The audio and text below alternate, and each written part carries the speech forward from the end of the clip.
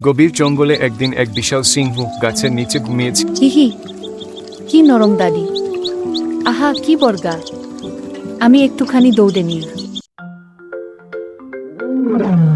কে কে আমার ঘুম ভাঙালো? তুই একটা ছোট্ট ইঁদুর। মাফ করুন রাজাধিরাজ, আমি বুঝতেই পারিনি এটা আপনার গা। অনুগ্রহ করে ছেড়ে দিন, হয়তো একদিন আমি আপনার উপকারে আসব। হা হা, তুই আমার উপকার করবি, এটা তো মজার কথা। ঠিক আছে, আজ তোকে ছেড়ে দিলাম, দৌড়ে পালা, দূর হ।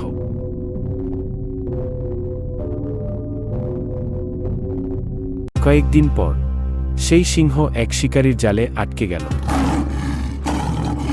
বাঁচাও, কেউ নেই, আমাকে কেউ সাহায্য করো।